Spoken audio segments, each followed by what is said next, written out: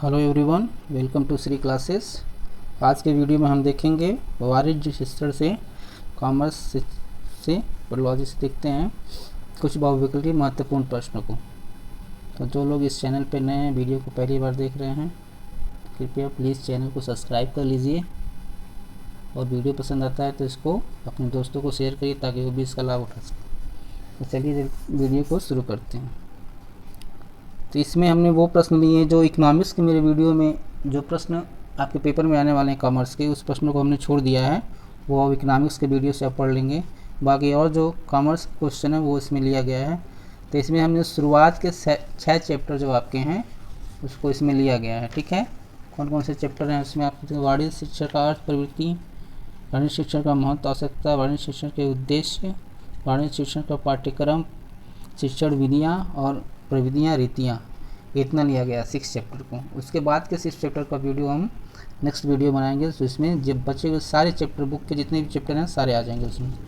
तो इतने चैप्टर्स को आपको तैयार करिए अच्छे से। चलिए वीडियो शुरू करते हैं। आज का पहला क्वेश्चन है, वाणिज्य कॉमर्स शब्द का निर्माण किस शब्द से माना जाता है? तो इसका थोड़ा हम समझ लेते हैं। शाब्दिक अर्थ है, वाणिज्य शब्द का निर्माण व्यस्त शब्द से माना जाता है। देखिए किस शब्द से यहाँ पर लिखा हुआ है, व्यस्त शब्द से। व्यस्त से वाणिज्य बना है। तो व्यस्त शब्द आया कैसे? वाणिज्य शब्द अंग्रेजी भाषा के बिजनेस शब्द का पर्यायवाची है। बिजनेस और बिजनेस का ही पर्यायवाची है वाणिज्य। अंग्रेजी भाषा का बिजनेस शब्द भी अंग्रेजी भाषा के बीजी शब्द से बना है। तो जो बिजनेस शब्द बना है वो किससे बना है? बीजी। और बीजी का मतलब ही होता है व्यस्त, जिसका अर्थ व्यस्त होता है। तो उसी व्यस्त वर्ड से क्या बना है? वाणिज्य बना है। तो इसमें कई तरह से क्वेश्चन आपके आ सकते हैं, 2-3 तरीके से। इसको आप लोग समझ से कर लीजिएगा। ठीक है, फिर अगले क्वेश्चन की तरफ चलते हैं। क्वेश्चन नंबर 2 है, ये किसने कहा था? वाणिज्य शिक्षण का वह रूप है जो प्रत्यक्ष और अप्रत्यक्ष रूप से व्यापारी को उसके कार्यों के लिए तैयार करता है। ये कथन किसने कहा था? तो ये कथन क्या था? हेरिक ने। इसमें आ जाएगा निकोलस रोमैक्स, ऐसे करके नाम आएंगे, लेकिन ये याद कर लीजिए आप लोग, हो सकता है आ जाए। हेरिक ने कहा था। ठीक है, डिफिनीशन 2-3 जरूर याद कर लीजिएगा अलग अलग। वह कौन सा, तीसरा क्वेश्चन देखते हैं, वो कौन सा पहला देश है, पहला देश जिसने पुष्प पालन के महत्व को समझकर वाणिज्य शिक्षा का अध्ययन प्रारंभ किया था? वो पहला देश है अमेरिका। ज़्यादातर सारी चीज़ें अमेरिका ही शुरू करता है। नेक्स्ट चलते हैं अगले क्वेश्चन में। आर्थिक तथा व्यावसायिक शिक्षा से संबंधित क्रियाओं को कितने वर्गों में विभक्त किया है? ये आर्थिक और व्यावसायिक और सब्जेक्ट से थोड़ा भिन्न नहीं है। आर्थिक तथा व्यावसायिक शिक्षा यहाँ पर लिखा हुआ है, देखिए, आर्थिक तथा व्यावसायिक शिक्षा से संबंधित क्रियाओं को कितने वर्गों में विभाजित किया था? ये जो क्वेश्चन में ये आएगा आर्थिक और व्यावसायिक, तो 4 वर्गों में। 4 वर्ग कौन कौन से हैं? व्यापार है, उद्योग है, इंडस्ट्री, वाणिज्य है, अनेक है संबंधित क्रिया, यानी इससे रिलेटेड जो क्रियाएं। तो ये 4 है। ये भी इंपॉर्टेंट क्वेश्चन हो सकता है। फिर क्वेश्चन नंबर 5 देखते हैं। आधुनिक युग में संपूर्ण मानव सभ्यता की, बीच में देखिए जगह खाली है, उसमें क्वेश्चन बना के पूछेगा, सभ्यता की निर्भर करती है किस चीज़ पे निर्भर करती है? आधुनिक युग में संपूर्ण मानव की सभ्यता उसकी आर्थिक उन्नति पर निर्भर करती है। नेक्स्ट चलते हैं अगले क्वेश्चन की तरफ। उत्पादकों को उत्पादन की प्रेरणा कौन प्रदान करता है? कौन प्रदान करता है? वाणिज्य प्रदान करता है। वाणिज्य नहीं रहेगा, कॉमर्स नहीं रहेगा तो कौन उत्पादन करेगा? व्यापारियों का वाणिज्य पर क्या निर्भर करता है? तो व्यापारी जो रहते हैं उनका सारा कारोबार किस पे निर्भर करता है? वाणिज्य पे।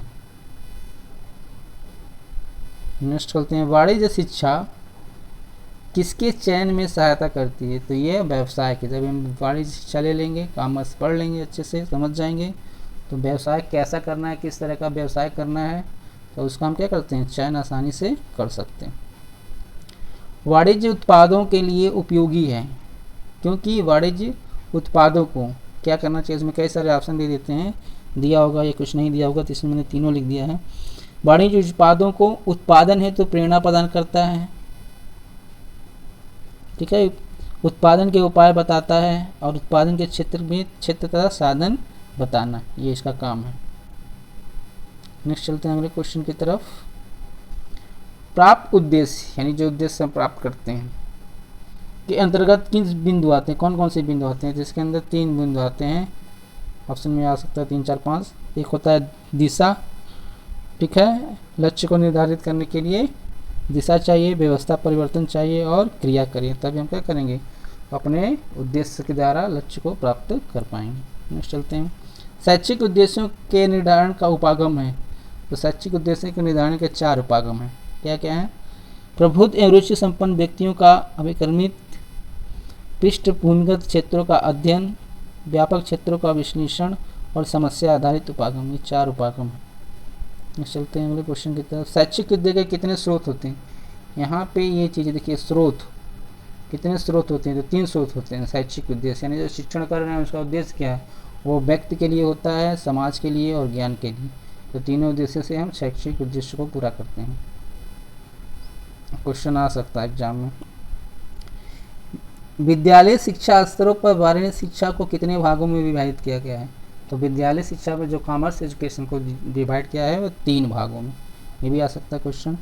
पूर्व माध्यमिक स्तर में मैंने प्री स्कूल लेवल पे है, और माध्यमिक स्तर और उच्च माध्यमिक स्तर। चलिए नेक्स्ट क्वेश्चन पे चलते हैं। शिक्षा की प्रक्रिया को कितने प्रमुख घटक होते हैं।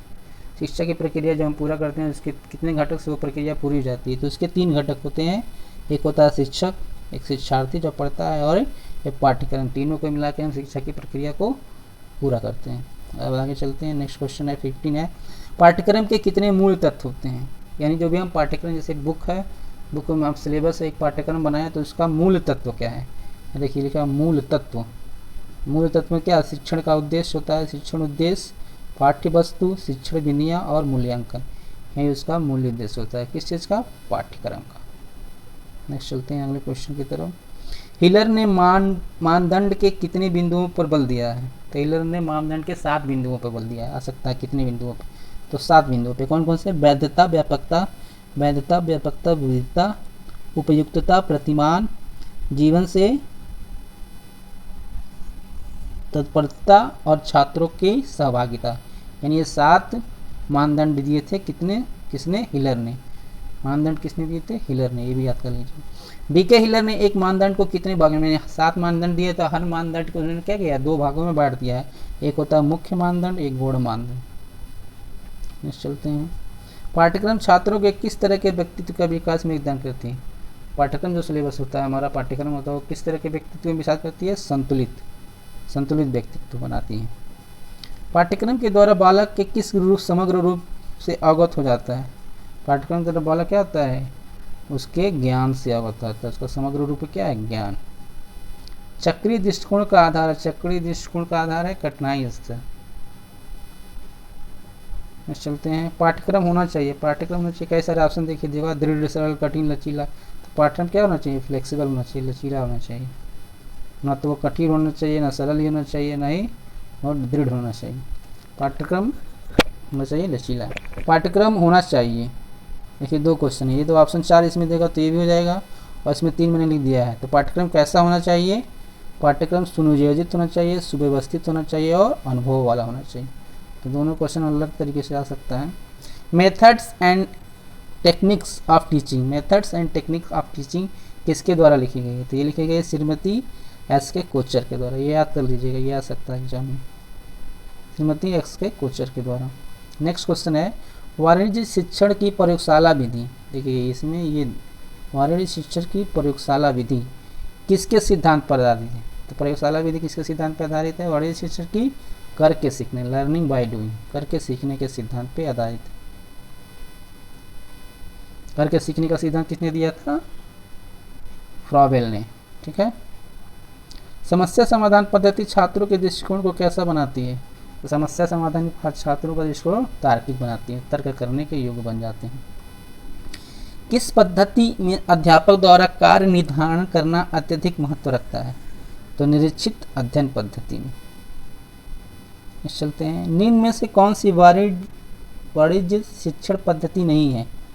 तो आगमन निगमन पद्धति वाणिज्य शिक्षण पद्धति नहीं है, और बाकी जो तीनों लिखा है वाणिज्य शिक्षण पद्धति, यानी व्याख्यान पद्धति है, वाणिज्य शिक्षण पद्धति है, इकाई पद्धति भी है, संश्लेषण और विश्लेषण भी। इसी से 4 ऑप्शन आएगा।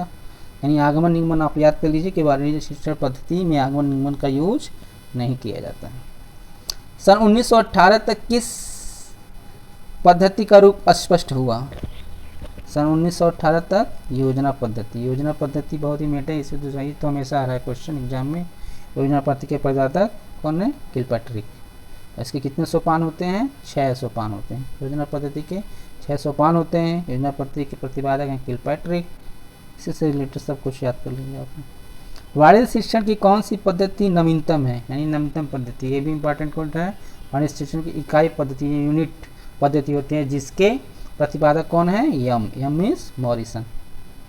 ठीक है, चलते हैं नेक्स्ट। कौन सी पद्धति विवादास्पद पद्धति? समस्या समाधान पद्धति विवादास्पद पद्धति। चलते हैं। शिक्षण प्रविधि किसके आधार पर चुनी जाती है? यानी किसके आधार पर हम शिक्षण को करते हैं? शिक्षण उद्देश्यों के आधार पर। बिना उद्देश्य का शिक्षण करने से क्या फायदा?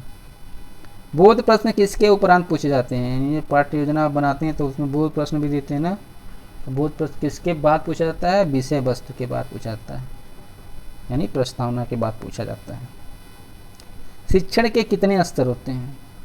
ये जो 33 क्वेश्चन नंबर है, इसके अंदर आपको 15 से 20 क्वेश्चन इसी 3 लाइन के अंदर मिलेंगे। ठीक है, इसको आप लोग थोड़ा बहुत ध्यान से देखिए। इसमें से हर पेपर में, हर सब्जेक्ट में 1, 2, 3 क्वेश्चन जरूर आ रहा है। 100% श्योर है 3 क्वेश्चन तो आना ही आना है। तो इसके लिए आपको 1-2 मिनट देना पड़ेगा इसको समझने के लिए। एक टेबल मैंने बनाया है और ये अच्छी तरह से आप समझिए, तो समझिए आपका 3 क्वेश्चन तैयार हो जाएगा। पहला पूछेगा शिक्षण के कितने स्तर होते हैं? सारे पेपर में, हर पेपर में आ रहा है। शिक्षण के कितने स्तर होते हैं? 3 स्तर होते हैं। स्तर, स्टेज, एक करके क्वेश्चन आ रहा है। तो पहला होता है स्मृति स्तर, दूसरा होता है बोध स्तर, तीसरा होता है चिंतन स्तर। 3 स्तर के होते हैं। तो स्मृति स्तर के प्रतिपादक हैं हर्बर्ट, बोध स्तर के मॉरिसन, चिंतन स्तर के हंट। तो ये आपका 1, 2, 3, 4, 5, 6 क्वेश्चन ये हो गया।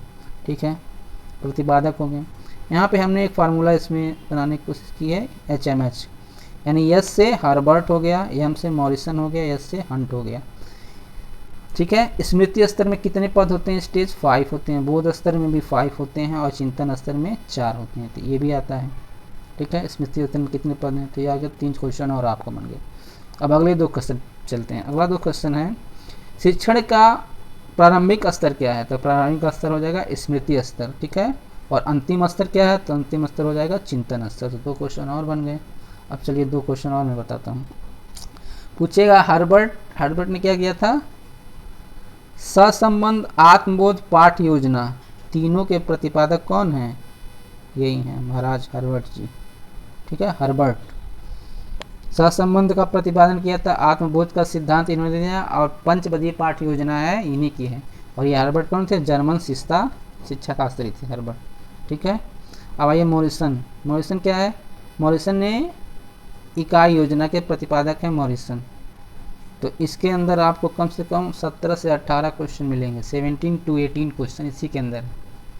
इसमें से 2 क्वेश्चन निश्चित हर पेपर में आ रहा है, निश्चित ही आएगा, इसमें कोई संदेह नहीं है। फिर आते हैं नीचे, ये हर्बर्ट के शिष्य हैं जिलर ने क्या किया था? केंद्रीकरण का सिद्धांत दिया था। जिलर क्या हैं? हर्बर्ट के शिष्य हैं जिलर। ठीक है, तो इस तरह से आपका ये आपका कंप्लीट हो गया है। शुरुआत के 6 चैप्टर इसमें हमने लिया है और इसमें हमने उन प्रश्नों, इसमें बहुत सारे प्रश्नों को हमने छोड़ दिया है। इसलिए छोड़ दिया है कि वो सारे प्रश्न मेरे इकोनॉमिक्स के वीडियो में सारे प्रश्न हैं, फिर से दोबारा लिखने की कोई ज़रूरत नहीं है।